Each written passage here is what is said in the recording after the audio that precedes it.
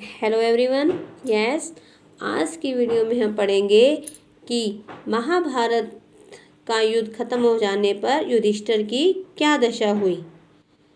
जब महाभारत का युद्ध खत्म हो गया, युधिष्ठिर सभी स्त्रियों के समूह को पार करते हुए श्री कृष्ण सहित व भाइयों सहित धृतराष्ट्र के पास आए और हाथ जोड़े खड़े हो गए। धृतराष्ट्र के हाव भाव से श्री कृष्ण ने अंदाजा लगा लिया कि धृतराष्ट्र पुत्र शोक के कारण बहुत गुस्से में है। इसलिए उन्होंने भीमसेन की जगह पर एक लोहे की प्रतिमा धृतराष्ट्र के आगे खड़ी कर दी। जब राजा ने प्रतिमा को भीमसेन समझा, तब उसे अपने पुत्रों की याद आई। इसलिए उसने उसे जोरों से छाती से लगाकर कस लिया और प्रतिमा चूर चूर हो गई। और प्रतिमा के चूर हो जाने के बाद धृतराष्ट्र जोर से चिल्लाने लगा कि मैंने यह क्या कर दिया। हाय, क्रोध में आकर मूर्खतावश मैंने भीम को मार डाला। इस पर श्री कृष्ण ने कहा, राजन, मुझे पहले से ही मालूम था क्रोध में आप ऐसा काम करेंगे, इसलिए मैंने पहले से ही उचित प्रबंध कर रखा था। आपने जिसको नष्ट किया है वह लोहे की मूर्ति थी। भीमसेन अभी जीवित है। यह सुनकर धृतराष्ट्र के मन को धीरज बंधा और उन्होंने अपना क्रोध शांत कर लिया और पांडवों को आशीर्वाद देकर विदा किया। धृतराष्ट्र से आज्ञा पाकर पांचों भाई श्री कृष्ण के साथ गांधारी के पास गए। गांधारी ने भी धीरे धीरे अपने शोक को, गुस्से को शांत कर लिया और पांडवों को आशीर्वाद देकर विदा किया। द्रौपदी वहीं गांधारी के पास रुक गई और वह अपने पुत्रों की मृत्यु पर शोक कर रही थी। उसकी इस अवस्था को देखकर गांधारी कहने लगी कि बेटी, दुखी न हो, तुम और मैं एक जैसी ही हैं। हमें सांत्वना देने वाला कौन है? इन सब की दोषी तो मैं ही हूँ। मेरे ही कारण इस कुल का सर्वनाश हुआ है। अब युधिष्ठिर के मन में यह बात समा गई थी कि हमें अपने बंधु बांधवों को मारकर राज्य पाया है। इससे वे दुखी रहने लगे और उन्होंने वन में जाने का निश्चय कर लिया। सभी भाइयों ने उन्हें समझाया, वाद विवाद हुआ। द्रौपदी ने भी कहने लगी, अब तो आपका यही कर्तव्य है कि राजोचित धर्म का पालन करते हुए राज्य शासन करें और चिंता न करें। तब शासन सूत्र ग्रहण करने से पहले युधिष्ठिर भीष्म के पास गए, जो कुरुक्षेत्र में शरशैया पर पड़े हुए मृत्यु की प्रतीक्षा कर रहे थे। पितामह ने युधिष्ठिर को धर्म का मर्म समझाया और उपदेश भी दिया। धृतराष्ट्र भी बोले कि बेटा, तुम्हें दुखी नहीं होना चाहिए। दुर्योधन ने जो मूर्खताएं की थी उनको सही समझकर मैंने धोखा खाया। इस कारण मेरे 100 के 100 पुत्र मारे गए। जैसे सपने में मिला हुआ धन नींद खुलने पर लुप्त हो जाता है, अब तुम मेरे पुत्र हो, इस कारण तुम्हें दुखी नहीं होना चाहिए। पांडवों का धृतराष्ट्र के प्रति व्यवहार। कौरवों पर विजय प्राप्त कर लेने के बाद सारे राज्य पर पांडवों का एक छत्र अधिकार हो गया और उन्होंने कर्तव्य समझकर राजकाज संभाल लिया। युधिष्ठिर ने अपने भाइयों को आज्ञा दे रखी थी कि राजा धृतराष्ट्र को किसी प्रकार का भी दुख न पहुंचाया जाए। सिवाय भीमसेन के सब पांडव युधिष्ठिर की आज्ञा का पालन कर रहे थे। पांडव वृद्ध धृतराष्ट्र का खूब आदर करते हुए उन्हें हर प्रकार की सुख सुविधा पहुंचाने की कोशिश में लगे रहते।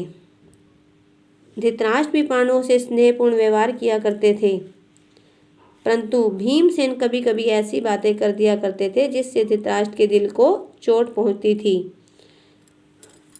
क्योंकि बात यह थी कि दुर्योधन, दुशासन आदि द्वारा किए गए अत्याचारों और अपमानों का दुखद स्मरण श्री भीमसेन के मन में अमिट रूप से अंकित हो चुका था। वह वे यादें भुला नहीं पाया था। इस कारण न तो वह अपना पुराना वैर भूल पाता था, न क्रोध को ही चबा पाता था। कभी कभी वह गांधारी तक के आगे उल्टी सीधी बातें कर दिया करता था। लेकिन धृतराष्ट्र और गांधारी विवेकशील होते हुए भीमसेन की बातें चुपचाप सहन कर लिया करते थे। यद्यपि महाराज युधिष्ठिर से धृतराष्ट्र को हर प्रकार से आराम पहुंचाने का प्रबंध किया गया था, लेकिन फिर भी धृतराष्ट्र को अच्छा नहीं लग रहा था। धीरे धीरे उनके मन में विराग आ गया। एक दिन धृतराष्ट्र ने धर्मराज के पास जाकर कहा कि तुम तो शास्त्रों के ज्ञाता हो, हमें अब वृद्धों को वल्कल वस्त्र धारण करके वन में जाना चाहिए।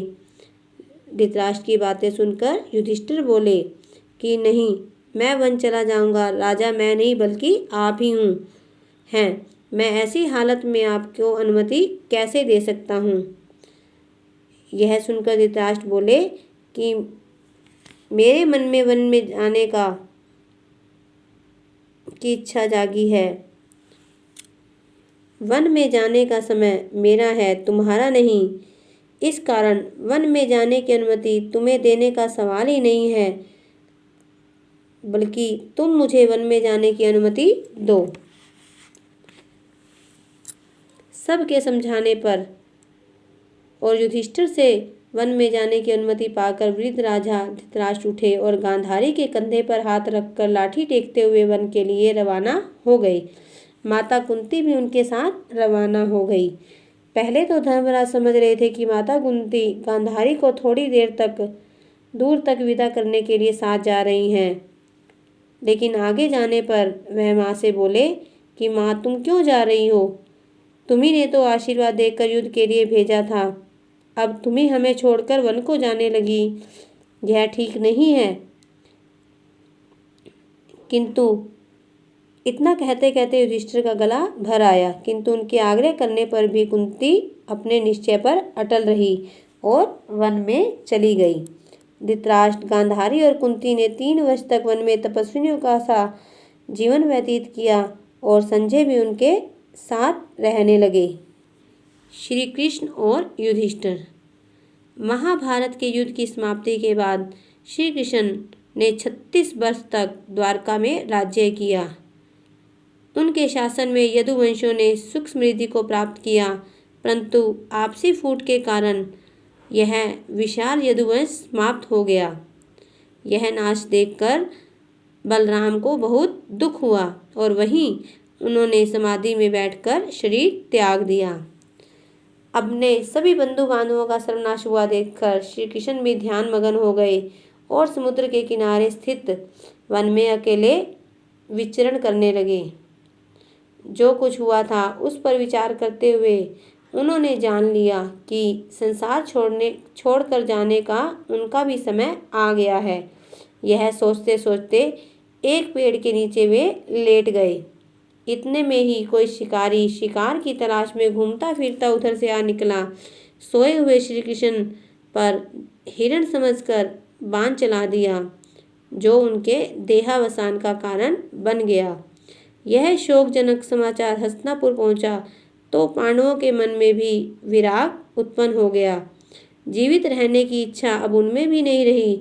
अभिमन्यु के पुत्र परीक्षित को उन्होंने राजगद्दी पर बिठाकर 5 पांडवों ने द्रौपदी को साथ लिया और तीर्थ यात्रा करने का निश्चय कर लिया।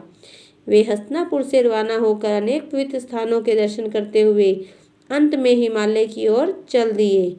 इधर परीक्षित और उसके वंशजों ने न्यायोचित शासन की परंपरा का निर्वाह करते हुए दीर्घ समय तक राज्य किया। ये आपकी बुक कंप्लीट हो चुकी है। जो क्वेश्चन बन रहे हैं आपके वो आपने राइट करने हैं और लर्न करने हैं।